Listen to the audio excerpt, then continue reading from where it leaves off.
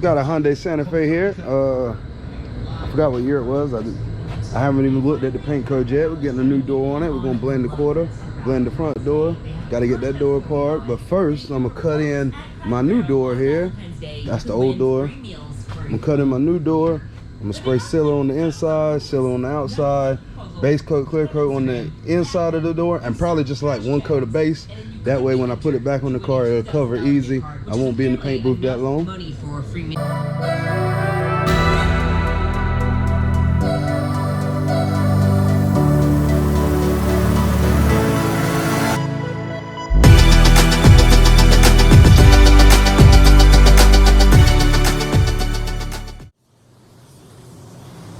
What's up, YouTube? Today we got a Hyundai Santa Fe, 2022, I believe it was.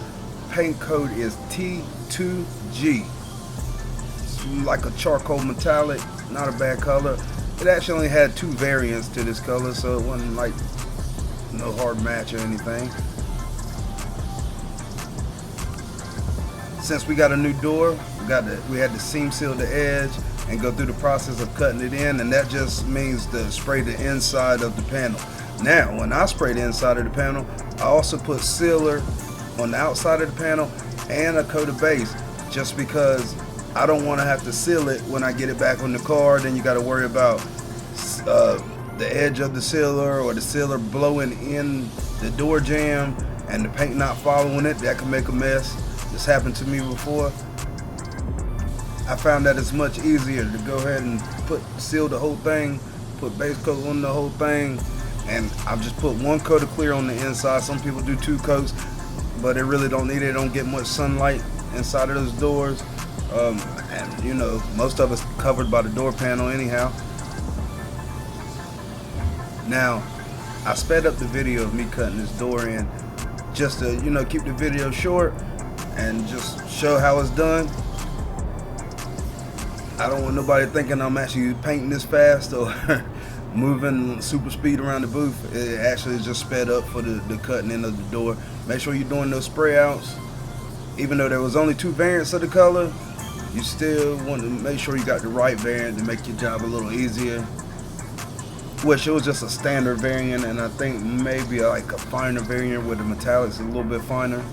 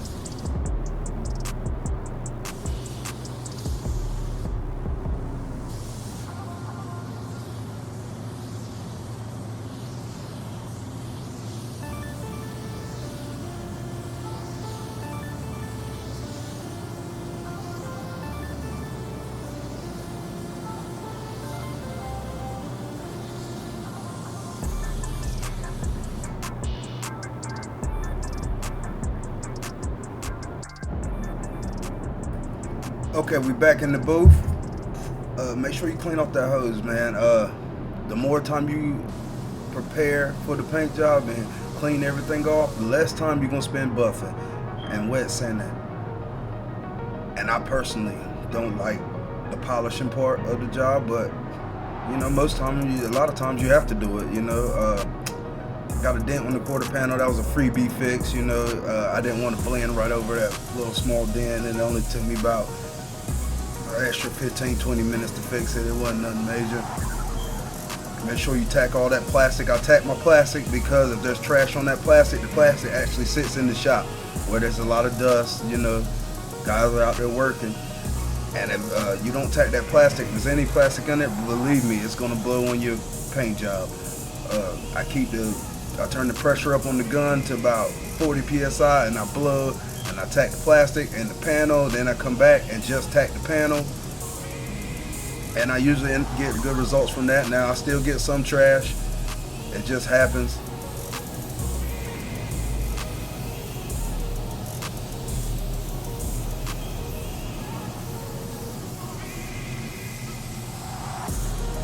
Now I sand my blend panels with 800 grit on the softback DA, and the new door I cut in that I just put base coat on the outside, I sand that with 600, hit the edges with the red Scotch Brite, and usually it works for me. I haven't had no jobs come back and said that the paint wasn't sticking or nothing like that.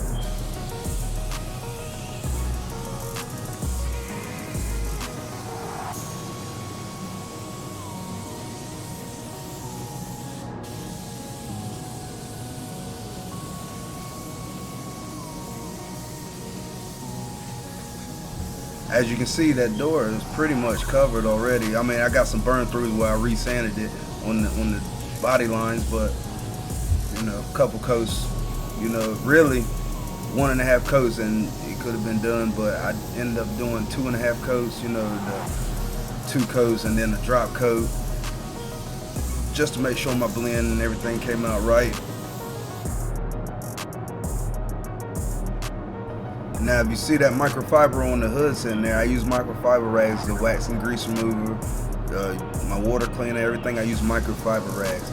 Now, learning from YouTube, I've seen guys use the microfiber rags as tack rags, and it works great. It does, it really does. But I still use tack rags, just because. But the microfiber rag, using it to clean off your panels and using it as a tack rag does work. I think I've seen that from watching Motivated Painters, I believe it was. Yeah, I learned a lot from watching YouTube, and I'm just trying to share my knowledge from YouTube. Like, share, and subscribe if you enjoy the content, if you're learning something. I get a lot of comments asking questions, guys telling me what they do and you know what works for them, and believe me, I try out anything new. If it looks reasonable, I'll try it out to see if I like it or is a better technique than I do. I'll try it. First, we're gonna put down that base coat blender that I love, and I had a lot of questions about that. I had a guy asking me about mixing the clear coat and the reducer. So you mix the clear coat up just like as you regularly would, but then you over reduce it 1-to-1, and you can use that as a base coat blender. It's clear. Now it's thinned out, but it will fill in some scratches. Give it about 10 minutes to flash off, and you can go right over it with no problem. I'm gonna make a video and show that one day, just because guys are interested in it. And I turned the gun upside down to get all the air out the liner. Now, I had a guy comment saying that he used the same system and he don't never let the air out the liner, which that is fine. It doesn't cause any problems. Really, when you let the air out the liner, it's just so you can spray the gun upside down like you're cutting in a new part or something, and you got the gun turned sideways and all that. Well, it's still getting paint because of the suction when you pull all the air out the liner.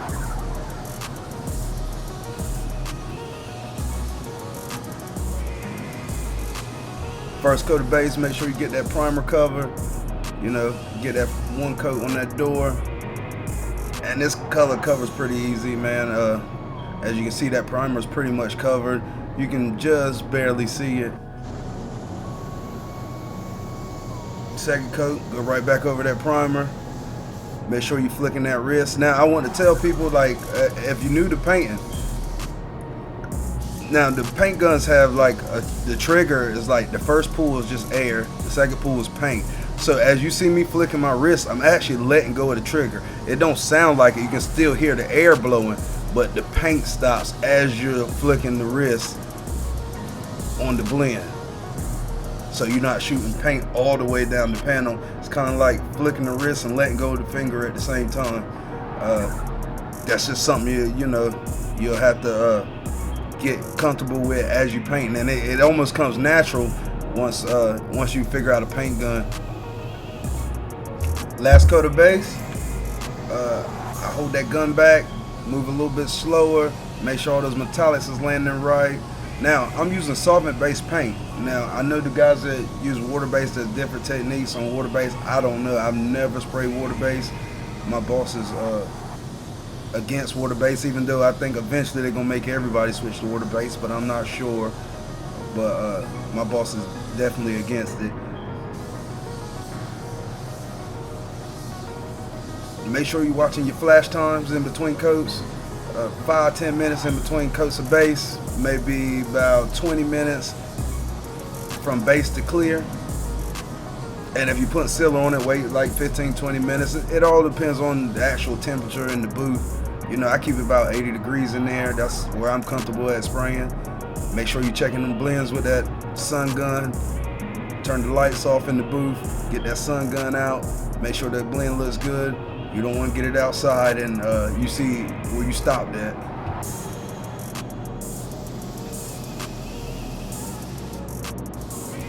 Clear coat time. Alright, the Velvet's clear coat gun. You're going to see this gun a lot in my videos until I get a new gun that's better. I might try out the solder with the eye pattern. If you tried that solder with the eye pattern and you think it's better than the Velvet's DV1 clear gun, let me know in the comments and I'll see if I can't get one. Full fan, full fluid. I had a guy asking about that. Now the Velvet's, I haven't had a Velvet's that I didn't run, you know, full fan, full fluid. Now I know with the eye waters I have a Supernova. You got to, you know, play with that fan a little bit, and I had a solder RP that I bought from a guy. I had to play with the fluid a little bit because it dumped out paint. But I've never had a Velvet's where I had to choke the gun a little bit or turn the fan in a little bit. Even though you can turn the fan in a little bit, you know, I've heard of guys doing that just to, you know, get a better spray pattern. But I feel like the Velvet's right out the box, full fan, full fluid, and you're good to go. Now another thing I want to talk about is the actual trigger. And you know, when you pull the trigger, the farther you pull it back, the more paint comes out.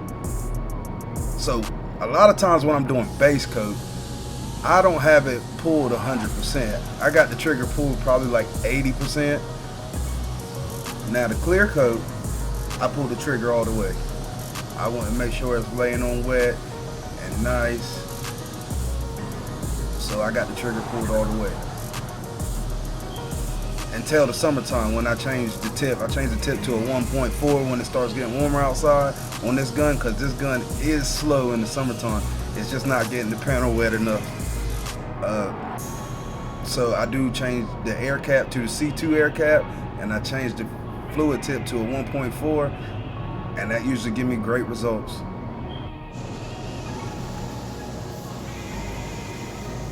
On the second coat of clear, I actually started at the top and worked my way down. On the first coat, I just didn't like having to reach over the panel and the hose possibly dropping stuff in the paint job to spray the top. So I'm like, I'll spray the top first, and that way if it drops any trash, I can see it as I'm working my way back down. There's nothing I could have done about it but buff it out later, wet sand and buff it later, but I don't know, I just like to be able to see it, I guess.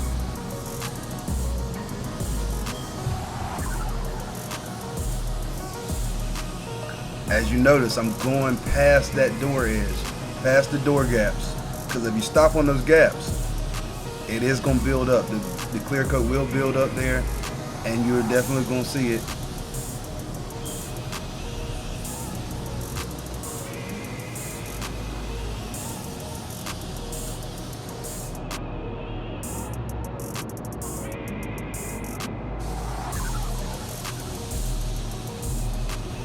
If you look at the tape, you can see how the color blended out just from looking at the yellow tape. You see where the color is and you see it fading out. That's usually how you can tell if the blend was a decent blend. Now if you've seen that paint dead stop on that tape, you're probably gonna see the blend, and that's not good. And on my blend, I did like an X pattern with my paint gun. I learned that just the other day from watching Paint Society, I believe it was. And it seemed like it worked, so I tried it, and my blend came out just fine on this one. And that should be about it, man. Like, share, subscribe, follow me on Instagram. It's in the bottom left. Look at the reflection on that thing. Thank you guys, appreciate you for watching.